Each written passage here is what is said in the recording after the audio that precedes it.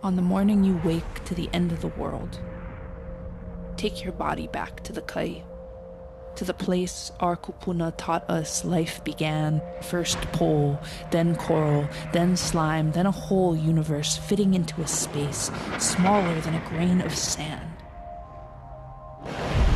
Then air rising through the ocean, pulling the tides that make mountains, valleys, and the rivers that cut through them. Remember our Aina, for all the ways she had fed us.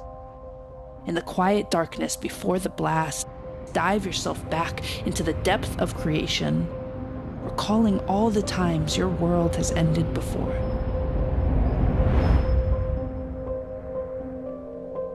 In Hawaii, we have this saying that says, "Ikawa mamua, ikawa mahope," which means the time in front of you and the time behind you. But kawa mamua, the time in front of you, also means the past. And the time behind you, kawa mahope, means the time that comes after, or the future. And so one of the things that's kind of written into our understanding of time and space is that we always back into the future facing the past.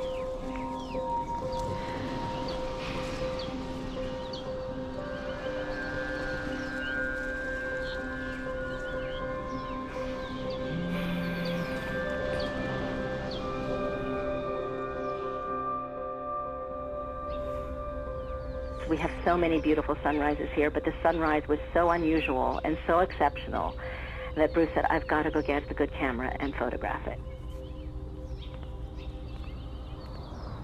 And so there was that kind of recording of the sunrise on that day that was noticed by so many people. It was beautiful, but it was flaming and it was ominous all at the same time.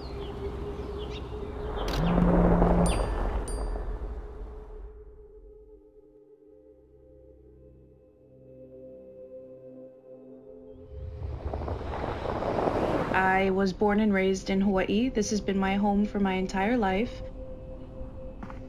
I was excited to go into work Saturday. I was just finished getting ready and my phone alarm went off and I'm thinking, oh, it's gonna be like a flood alert. We get those a lot. But I looked down at it and I froze. Like I looked at it and I could not believe what I was looking at.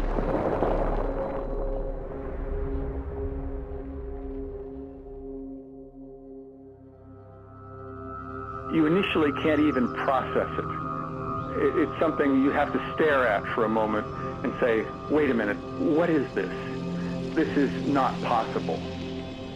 And then the fear jumps in. This could be possible. And straight away I realized if I'm getting this message, so is everyone across the island. The U.S. Pacific Command has detected a missile threat to Hawaii. A missile may impact on land or sea within minutes. This is not a drill. If you are indoors, stay indoors. If you are outdoors, seek immediate shelter. Remain indoors.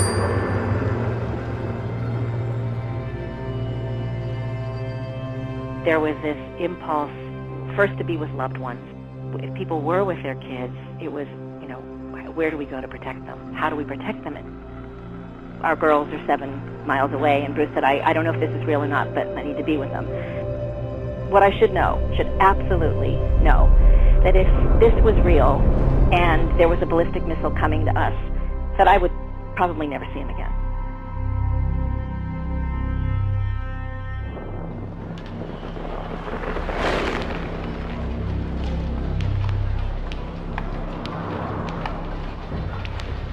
My sister first woke me up while I was having my beauty sleep, and then they told us that they just got a text that there would be a missile attack and that we would have to hide very safely so we don't get hurt.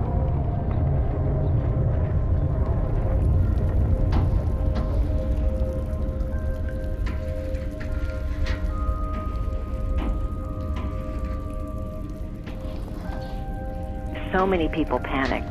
People were shoving their children, and this still haunts me, down storm drains against their will. How do you explain it to a child that has no idea?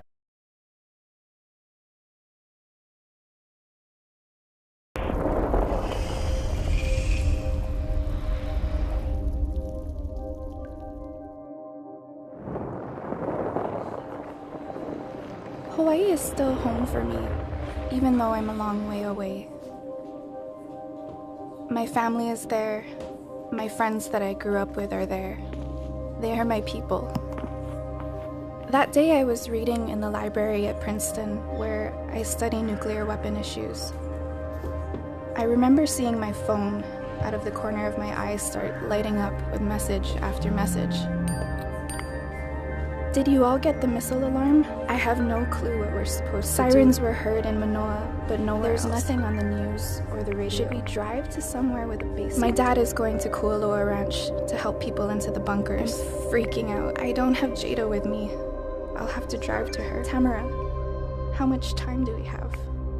What can we do? My friends wanted answers. They wanted a way out. And I knew I didn't have one to give them.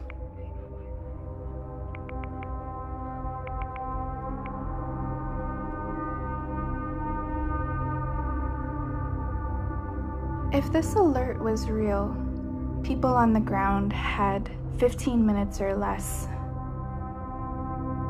Even if this were only an average-sized nuclear weapon, much of Honolulu would be flattened by the initial blast wave. Beyond the flames, radiation from fallout would poison the beaches and the forests. Our home would become toxic and sick. Suddenly, I stopped thinking about nuclear weapons in terms of technology or security. I thought of them in terms of my family, my home.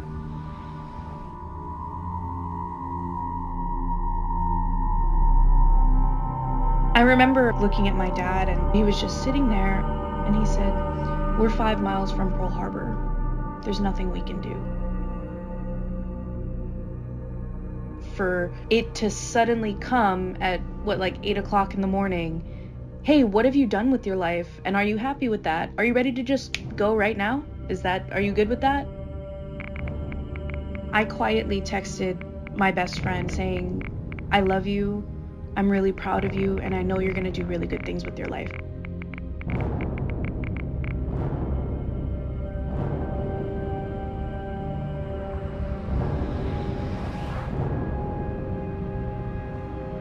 As soon as I got onto our 2-lane highway, there was growing chaos all around me.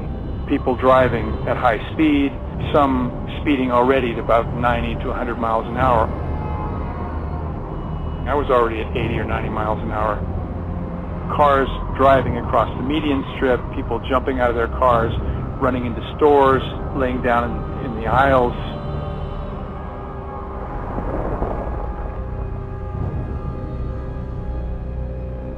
We were all in our pajamas and we just were running, and I started sobbing because I didn't want to die.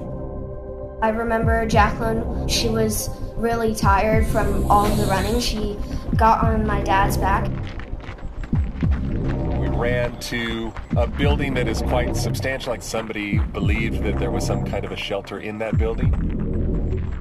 As we got to the building, there was a huge surge of several hundred people, and they were screaming at us, "There's no room here, there's no room here, find somewhere else."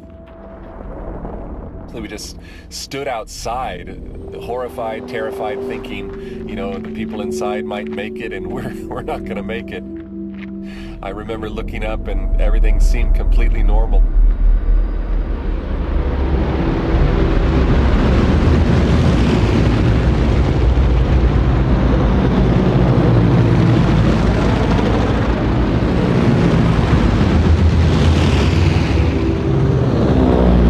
My grandfather always used to tell us about war and how it was scary and how it changed him.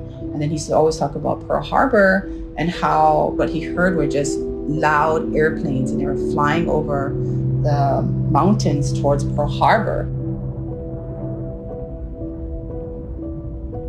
And he said he saw one plane just went straight down into the boat, so he saw everything.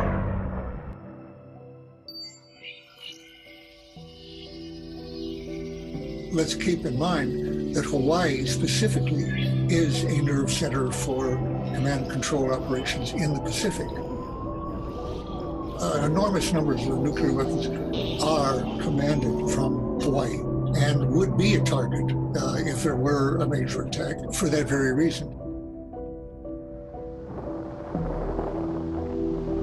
None of the political leadership had done anything to prepare for this kind of reality or to create a different reality, to create an alternative.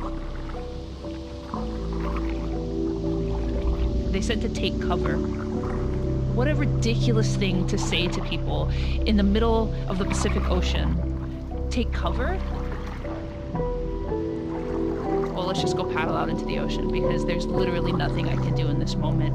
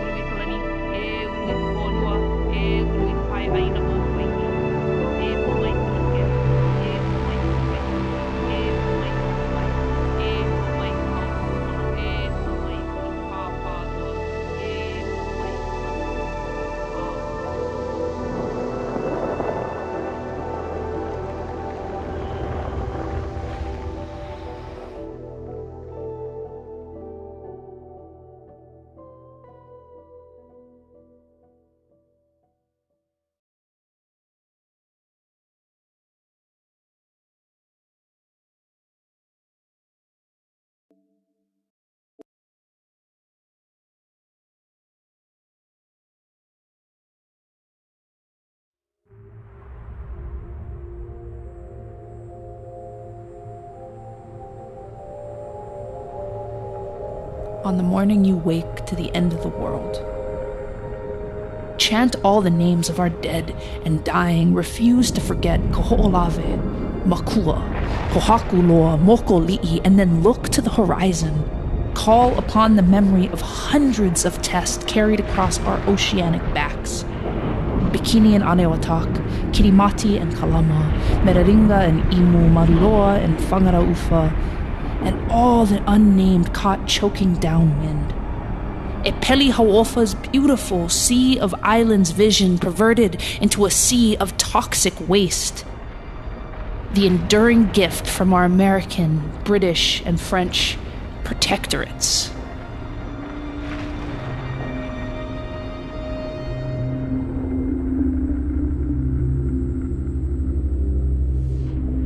January 13, 2018, 8:08 and 0 seconds a.m.